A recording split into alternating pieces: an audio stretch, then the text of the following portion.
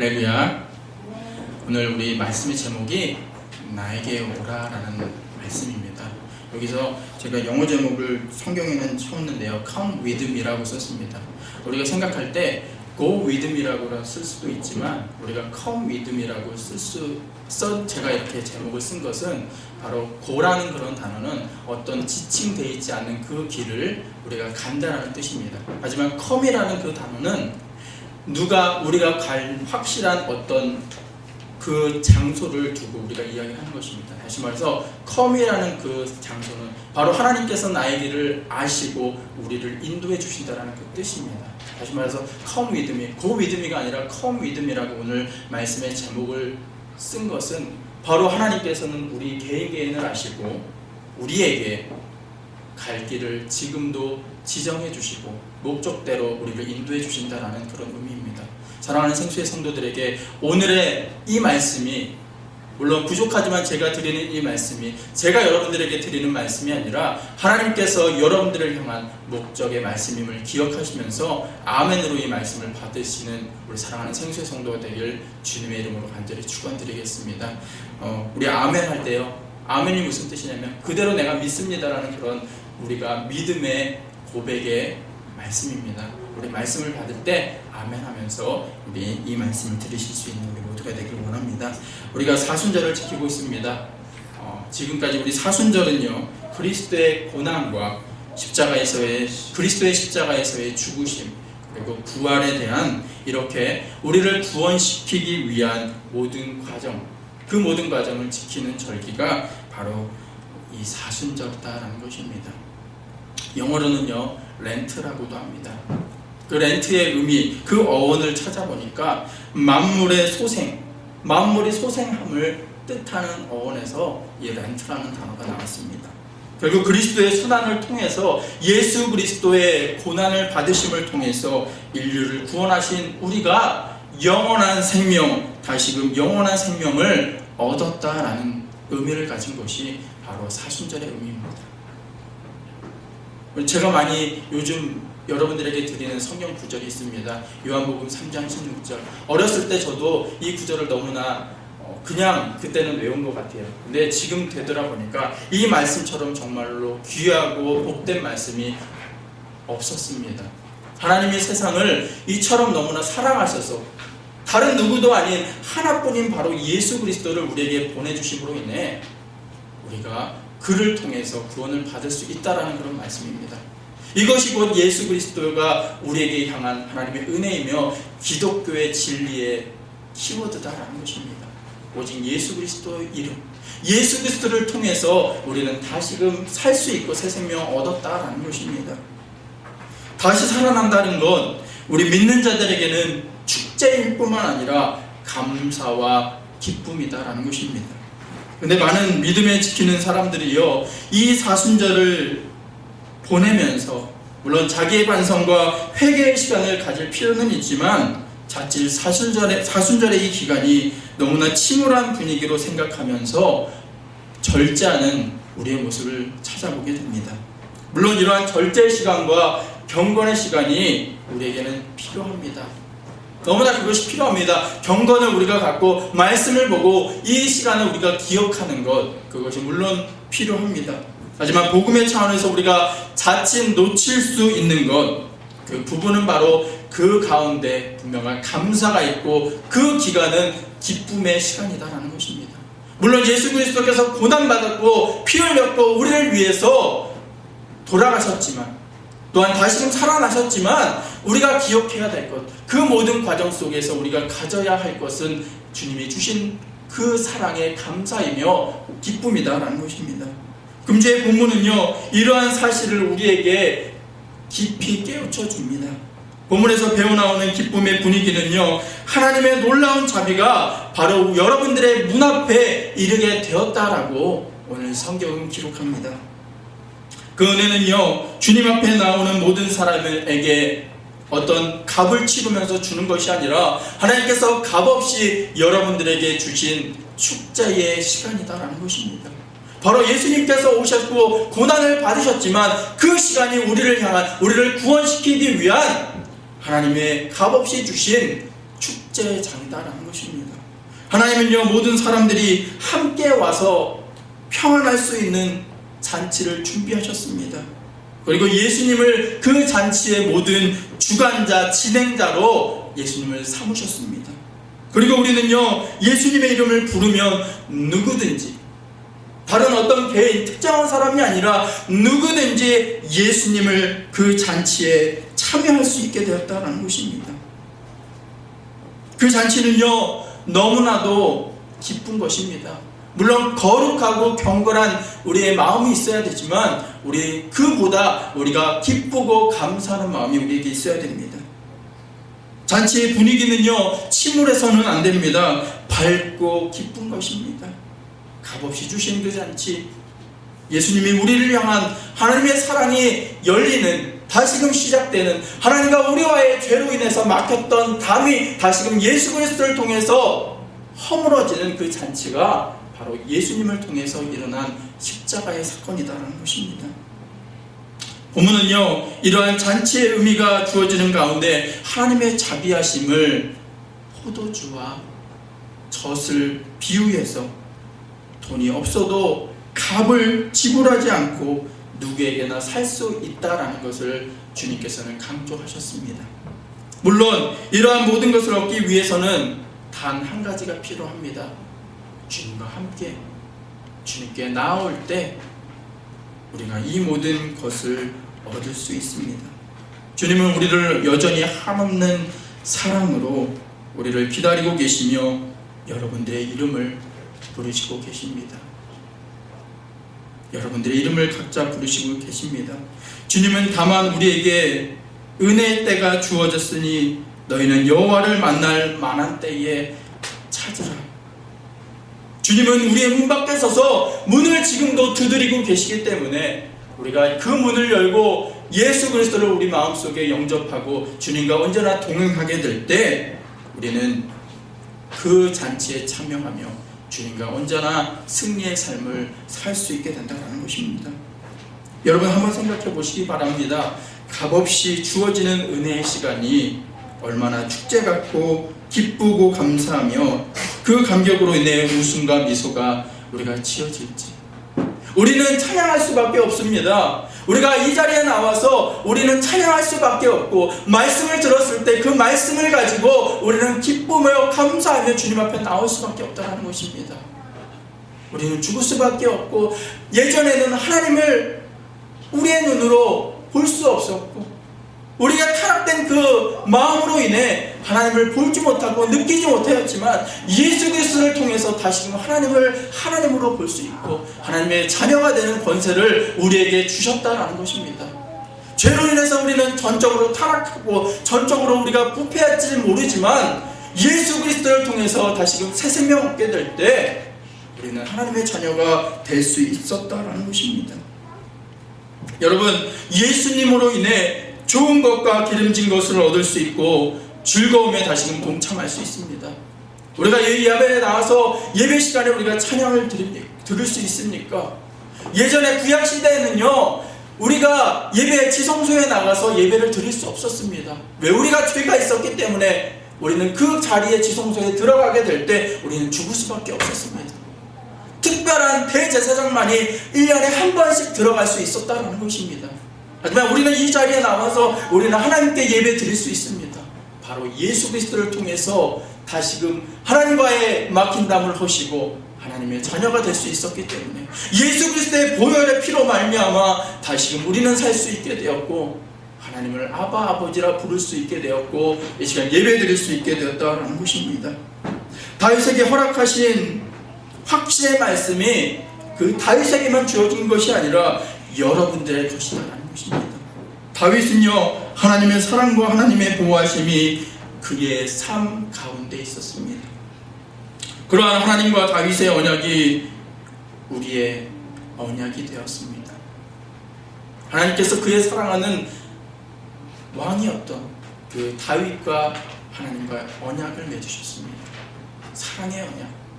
하지만 그 언약이 그것으로 끝나는 것이 아니라 그것이 이어지게 되었고 다윗뿐만 아니라 우리에게 언약을 통해서 하나님과 함께 하나님의 자녀가 되는 사랑의 언약이 맺어지게 되었다는 것입니다.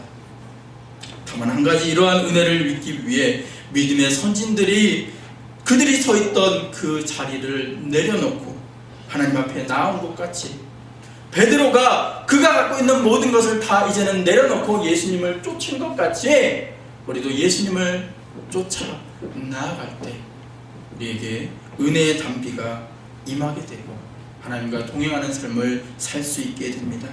이 시간 주님 안에서 예수님으로 인해 참 평안과 자유를 경험하는 우리 사랑하는 생수의 성도가 되길 주님의 이름으로 간절히 축원드리겠습니다. 저는요, 여행을 다닐 때 항상 가볍게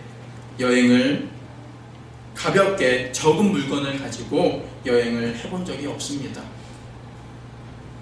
아마 얼마 전에 오셨던 우리 목사님 가정도 짐을 바리바리 싸들고 아마 미국에 오셨을 것입니다.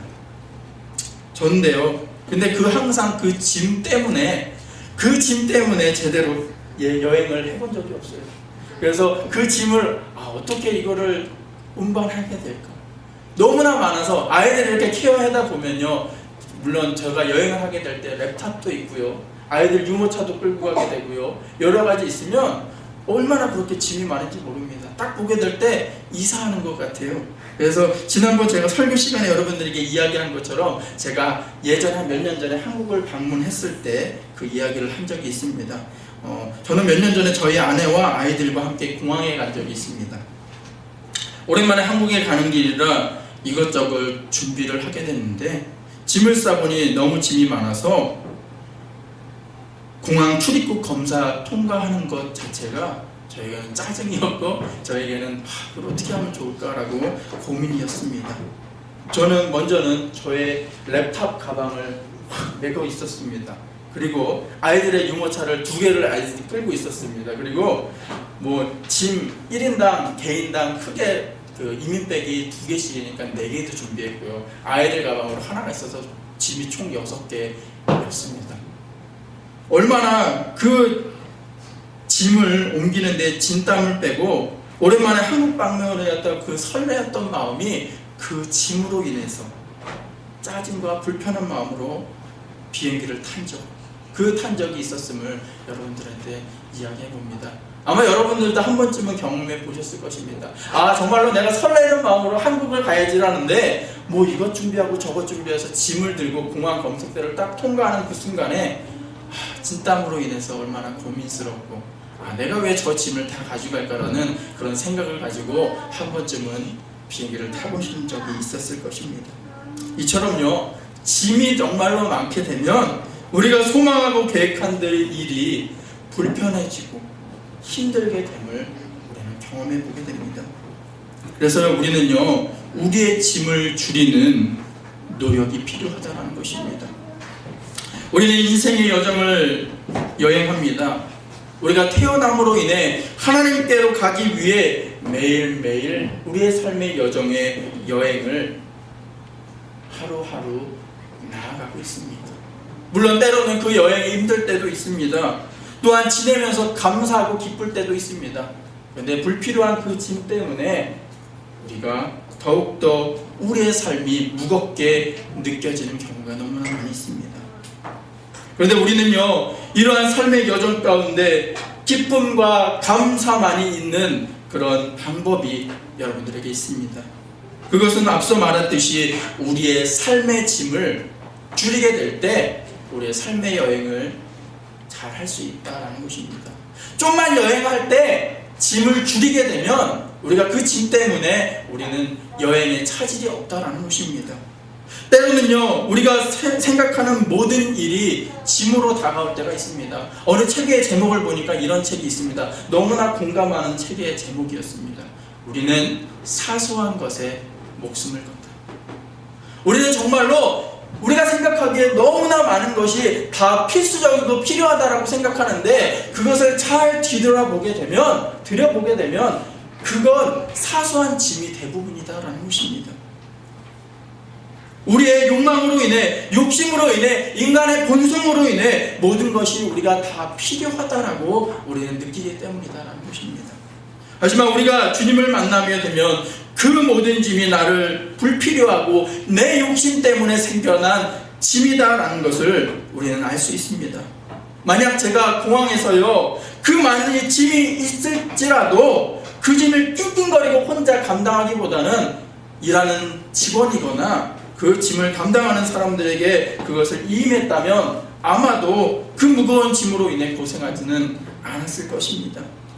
주님은 우리에게 찾아오셔서 친히 그의 삶을 동행하시길 초대하셨고 우리에게 이야기하셨습니다. 너의 짐이 무겁니? 그러면 그 짐을 가지고 나에게 오게 되면 너는 평안히 쉴 수 있다라고 주님은 이야기하셨다는 것입니다. 마태복음 11장 28절의 말씀입니다. 수고하고 무거운 짐진 자들아 다 내게로 오라 내가 너희를 쉬게 하리라라고 주님은 우리에게 기록하셨습니다. 그렇다면 이제 우리의 짐을 가볍게 하기 위해서 우리에게 무엇이 필요합니까? 그것을 위해서 우리가 가진 짐을 우리가 구분할 줄 알아야 됩니다. 정말로 이 짐이 나의 욕심으로 인해 내가 가지는 삶의 무게를 더욱더 짊어지게 한 불필요한 것인가? 아니면 내가 이것을 꼭 하나님과 함께 동행하기 위한 필수 짐인가? 라고 우리는 구분할 줄 알아야 합니다.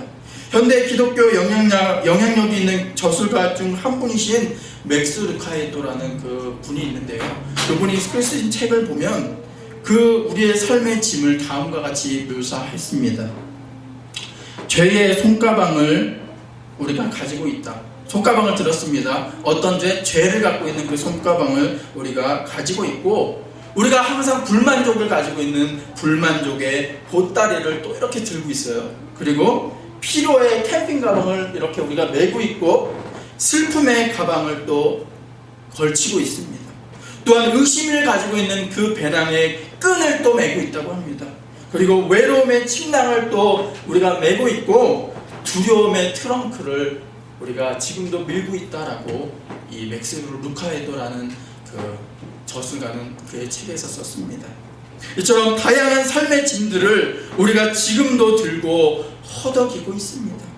때로는 우리의 죄로 인해서 불만족한 나의 마음과 나의 확신이 그렇게 되었습니다. 또한 때로는 영혼의 필요함들이 또한 슬픔으로 가득 찬 마음들이 남을 의심하고 나의 가능성보다는 때로는 하나님을 의심하는 마음이 먼저는 앞서고 그게 짐이 되지 않았나 고백해봅니다. 이민 생활의 외로움이 우리의 짐이 되었습니다.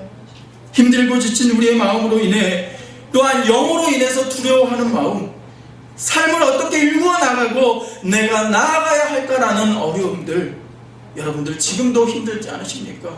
때로는 저도 이렇게 설교하는 저도요, 이러한 짐들 때문에 지금도 힘들어하고 있습니다. 얼마나 그 짐으로 인해 버거운지 모릅니다. 때로는 외로울 수도 있고요. 이 이민 생활이라는 가운데 때로는 잘 생각하다가도 어느 순간 외국 사람하고 이렇게 이야기를 하게 될 때 한마디를 합니다. 저는 정말로 문장을 생각해서 막 뭐라고 얘기를 하면 딱 한마디 합니다. I'm sorry. I don't understand. 얼마나 그 소리 들었을 때 청천벽력과 같이 별로 몇 년이나 지금 이 자리에 있는데 그 영화가 정말로 나에게 스트레스가 돼서 다가오는지 모릅니다. 아마 여러분들도 경험해 보셨을 것입니다.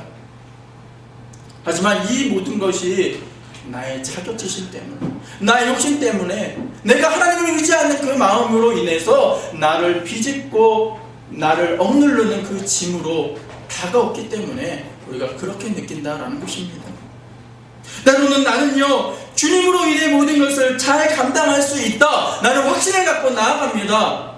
하지만 모래성과 같이 그 확신이 얼마나 잘 무너지는지 모릅니다. 어떠한 조그만 하나의 일로 인해 마음들이 모래로 지은 집과 같이 너무나 쉽게 무너지는 것을 보게 됩니다.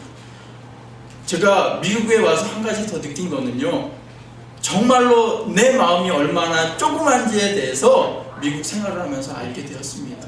한국에서는 안 그랬습니다. 바쁜 생활로 인해서 또한 여러 가지 기도하는 그 시간이 있었기 때문에 그것을 잊을 수 있지만, 여기서는요, 한국 사회는 좁고 미국 사회는 넓다고 하지만 한국 사회는 좁기 때문에 때로는 조그만 한 가지의 마음으로 인해 외로워질 때도 있고요.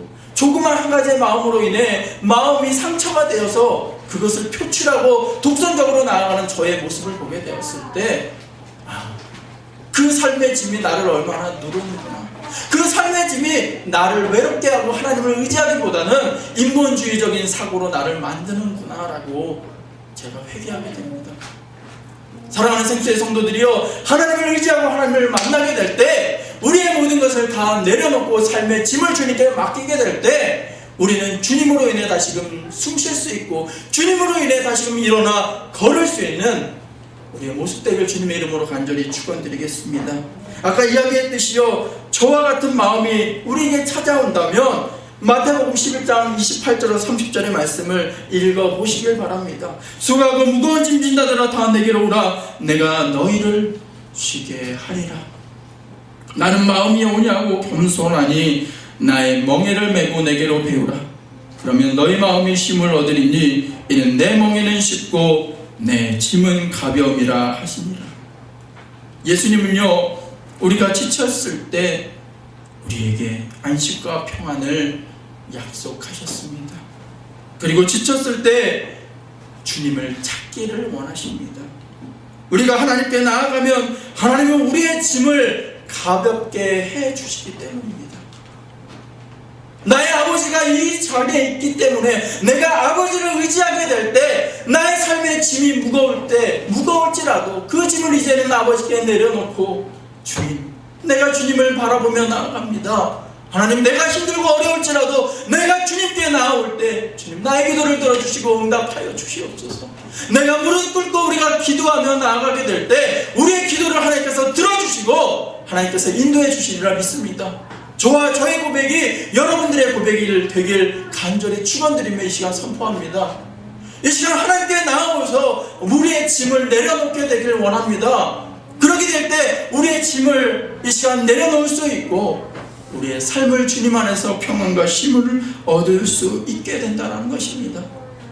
우리 시편 23편의 말씀을 보게 되면 다음과 같은 말씀이 있습니다. 여러분 너무나 잘 아시는 말씀입니다. 여호와는 나의 목자시니 내가 부족함이 없으리로다.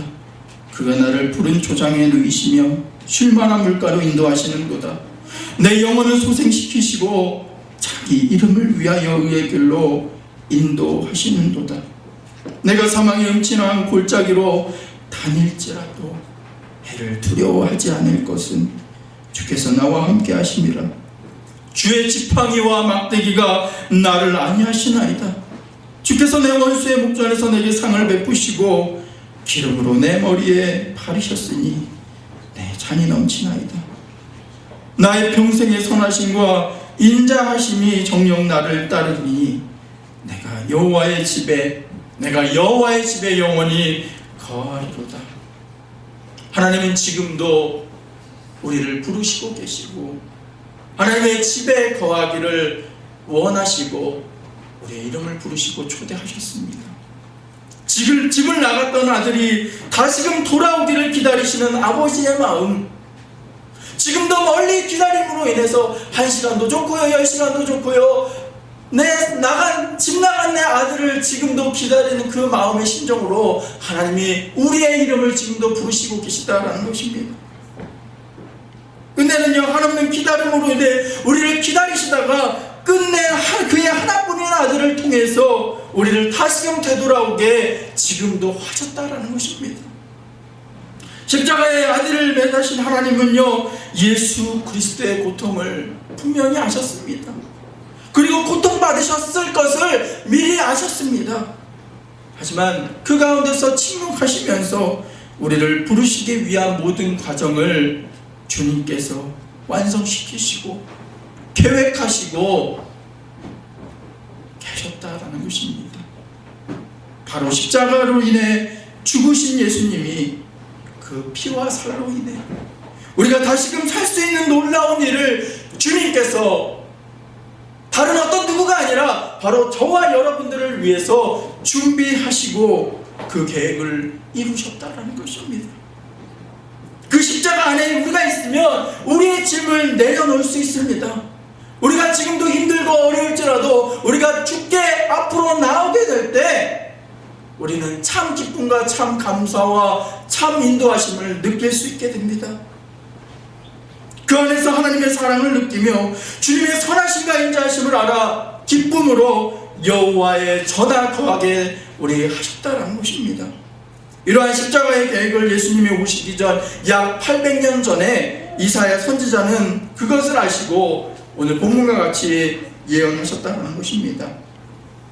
여호와께서는 그에게 상함을 받게 하시기를 원하사 질고를 당하게 하셨다. 성경의 말씀입니다. 그를 짓눌러 깨는 것이 그로 하여금 고난을 당하게 하는 것이 바로 하나님의 뜻이었다는 것입니다. 왜 그의 아들을 죽기까지, 그의 아들을 고통스럽게까지 왜 하셨을까? 다른 어느 것이 아닙니다. 바로 저와 여러분들을 그의 집으로 초대하시기 위해서, 우리의 이름을 개인 부르시기 위해서 그의 아들을 고통으로 보내실지라도 그는 침묵하셨다는 것입니다. 하나님께서는요, 예수의 생명을 속건 제물로 삼으셨지만 하나님은 예수 그리스도를 통해서 나오게 될 그 자녀들을 생각하셨습니다. 하나님은 놀라운 구원의 역사를 예수님으로 인해 완성시킨 후에 놀라운 생명의 양식을 다 준비하신 다음에 우리를 하늘 잔치로 초대하셨습니다. 돈이 없어 가난한 사람들이 참석 못하는 곳이 아닙니다. 명예가 없어서 입장하지 못하는 곳이 아닙니다. 자신의 달란트가 없어서 자격이 미달되는 그런 곳이 아닙니다.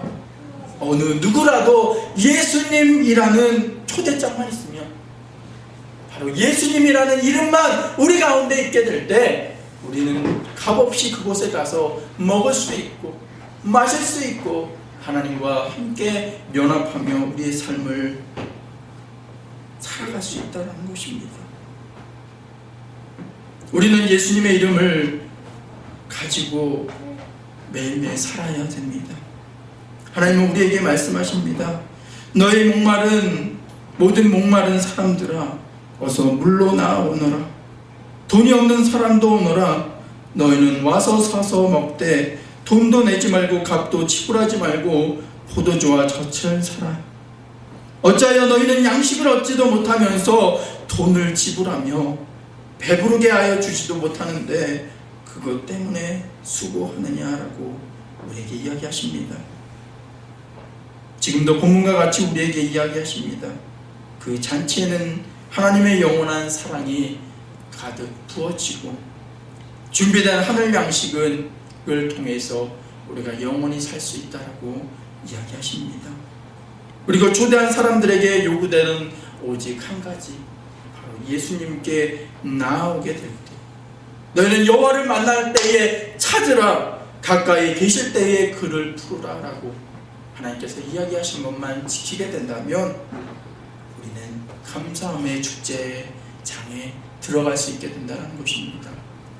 우리는 지금요, 사순절을 통해서 물론 경건도 해야 되긴 하지만, 물론 절제하는 시간을 가져야 되긴 하지만, 먼저는 감사하며 기쁨으로 그 절기를 지켜나갈 수 있는 사랑하는 생수의 성도가 되기를 원합니다.